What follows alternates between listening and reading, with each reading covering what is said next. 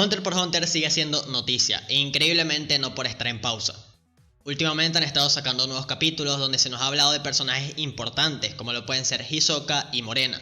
Pero aún con todo eso, pienso que los capítulos del manga tienen un problema. Creo que el principal problema que tiene esto es que se estanca y no avanza, al explicarnos cosas que ya sabemos o nuevos temas que se alargan demasiado. Y cuando tú quieres explicar tantas cosas nuevas, usando tantos nuevos personajes, la historia pierde lucidez porque es prácticamente imposible seguir del ritmo. Pero aún con todo eso, pienso que sigue teniendo cosas buenas. Entonces, hoy vamos a hablar de los agridulces capítulos de Hunter x Hunter.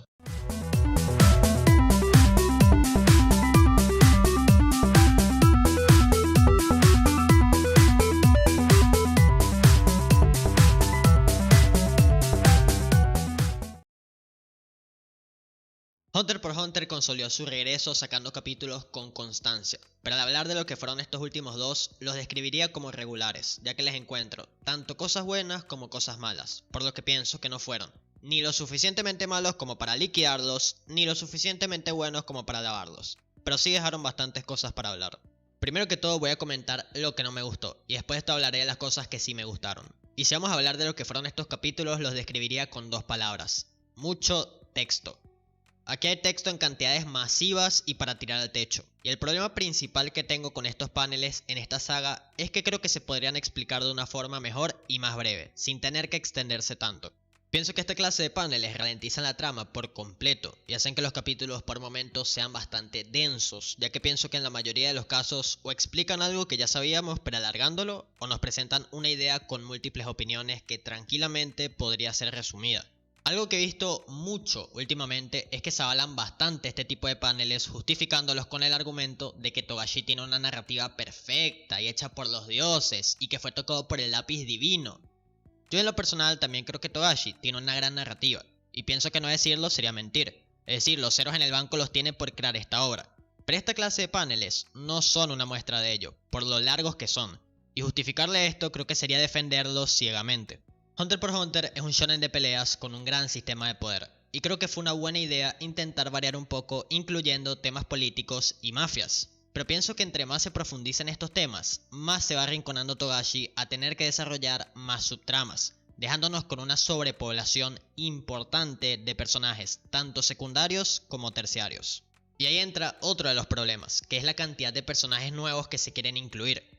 Obviamente se entiende que quiere explicar y sacarle todo el jugo a su trama, pero hay que recordar que estuvimos más de 3 años y medio sin capítulo, y la realidad es que según cómo van las cosas, lo más probable es que no llegue a desarrollarlos a todos. Como todo esto está pasando en un barco de muchos niveles, se presta a que hayan muchos personajes, y más aún con el tema de las mafias, pero sencillamente son demasiados. Cada capítulo sale uno nuevo, o de las mafias que están aliadas que son Chiyu y Char, o alguno de los hombres de Morena, y pienso que se está perdiendo mucho tiempo en hablarnos de estos personajes, porque sinceramente no son para nada significantes. Está bien que se les quiera dar algo de justificación a sus habilidades, pero a veces pareciera que están protagonizando el manga, y eso sinceramente no me gusta. Porque pasé de ver a un Gon, que es un prota sólido, con ideales y argumentos excelentes, a unos terciarios que si el día de mañana desaparecieran a nadie le importaría, y ese contraste es muy fuerte. Recientemente se nos presentó a un grupo de soldados que, si bien es cierto no son de las mafias que mencioné anteriormente, son personajes nuevos que están aliados con Srednich y que fueron sus compañeros cuando este era más joven. Y estos muchachos a mí sinceramente me parecen muy necesarios. No hay ninguna necesidad de darle tanto enfoque a unos soldados que aparecieron hace nada y que lo más probable es que no influyan en cómo se desarrollará la historia. Si bien es cierto que nos presentan una idea de peso como puede ser la posible guerra entre Kakin y las mafias, pienso que esta explicación tuvo mucho relleno y pudo ir más al grano, sin tener la necesidad de que tantos personajes den su punto de vista y sin que nos digan cosas que ya sabemos estirando el capítulo. Pienso que una de las cosas que nos hablan y ya sabemos es de la figura de Morena y los planes que tiene en el barco, con todo eso de romper el equilibrio. Y lo que hacen estos soldados es narrar las cosas que venimos viendo recientemente sin aportar valor, aparte de dejarnos una opinión muy extensa. Otra de las cosas que opinan, y ya nosotros sabemos bastante, es del entrenamiento de Srednich y de sus últimos movimientos.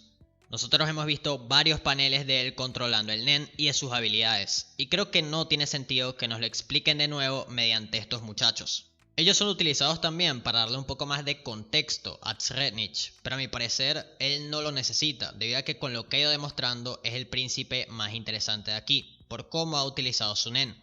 Y si se le quería añadir algún tipo de relación, esta no era la forma, porque unos soldados con la calidad de personajes que hay en este barco son solo unos más del montón.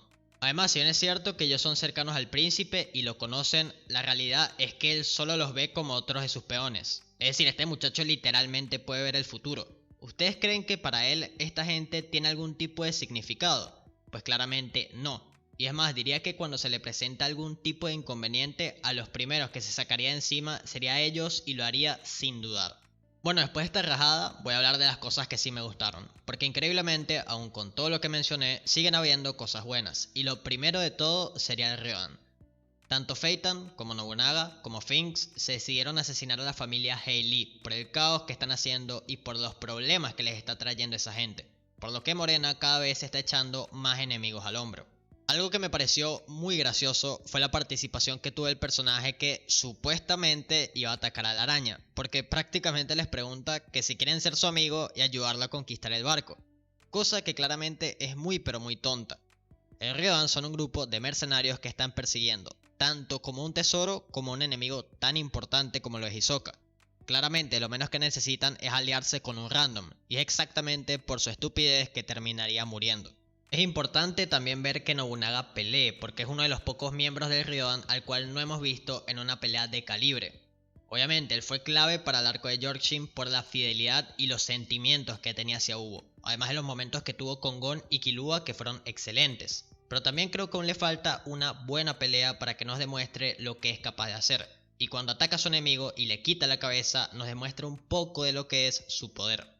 Hay que hablar también de lo que fue la participación de Hisoka, que de por sí ya en su momento fue sorpresa que apareciera de la forma en la que apareció. Y en estos capítulos se le dio continuidad a su personaje mediante un diálogo que tuvo con Hinrei, donde podemos notar claramente su esencia y su despreocupación. Un detalle que creo que fue excelente en este diálogo es el respeto que le tiene Hinrei a Hisoka. Se puede ver de forma clara que le tiene miedo y la distancia que hay entre ambos, y el rubio casi que se orina encima al estar hablando con Hisoka, y se siente honrado de que alguien con tanta fuerza le esté dirigiendo la palabra.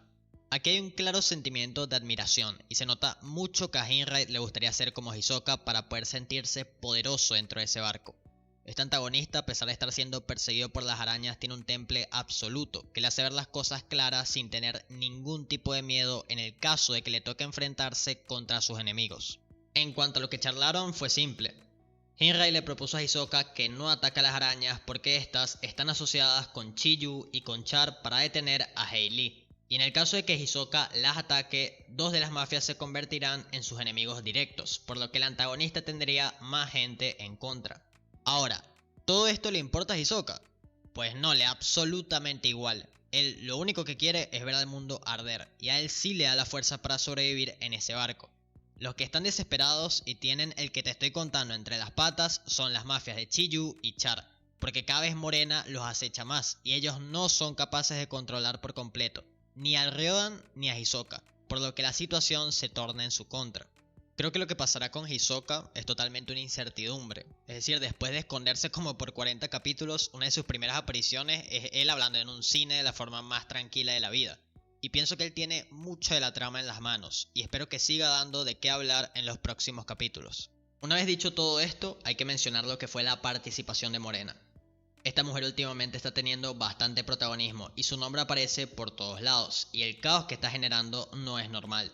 Y en cuanto a lo que yo pienso de ella, creo que cada vez que aparece da un gran aporte, porque es el lado del bajo mundo que tiene el barco y representa incertidumbre y maldad.